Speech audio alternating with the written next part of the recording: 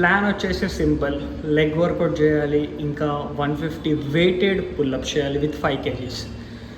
So ముందు leg work out finish చేద్దాం, only 40 minutes. And ఇంటికి వెళ్ళాక మీకు పుల్అప్స్ ప్రాబ్లం ఏంటిదో మాట్లాడదాం. 4000 పుల్అప్స్ అటెంప్ట్ చేయడానికి ఎన్ని ప్రాబ్లమ్స్ ఉన్నాయని చెప్పేసి.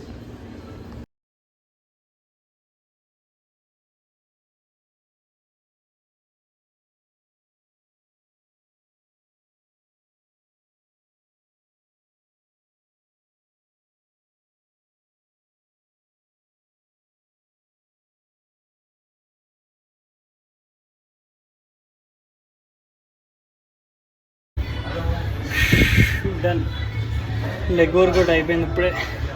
ఇంకా ఎగ్జాక్ట్ 50 minutes ఉంది.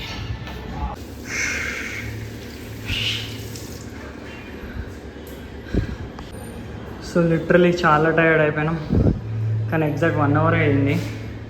స్వెట్ చూడండి.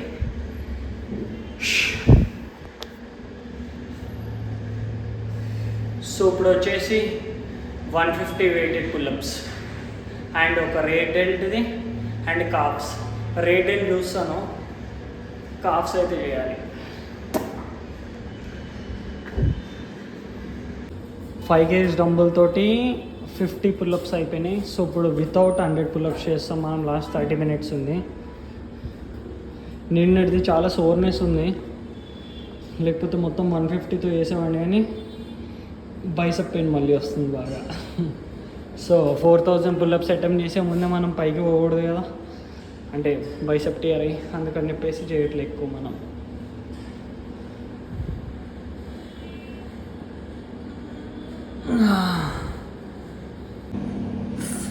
ఫిఫ్టీ పుల్అప్స్ రిజల్ట్స్ చూడండి.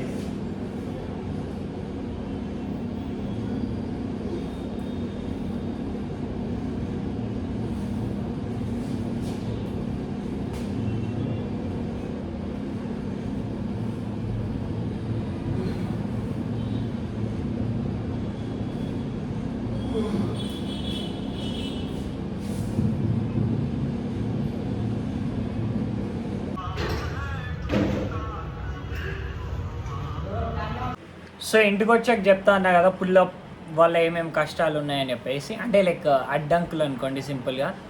సో ఇప్పుడు మనం 4100 పుల్అప్స్ చేయడానికి జిమ్ ఎవడిస్తాడో, అది నన్ను ఎందుకు అడుగుతున్నారంటే మిమ్మల్ని అడగట్లేదు. సో అదొక క్వశ్చన్ మార్క్ మాకు ఉన్నది. సో ఇప్పుడు జిమ్ ఫైండ్ అవుట్ చేయాలి. అండ్ మనకున్న ఫాలోయింగ్ లిటరలీ మైక్రో లెన్స్ వేసినా కూడా కనబడదు.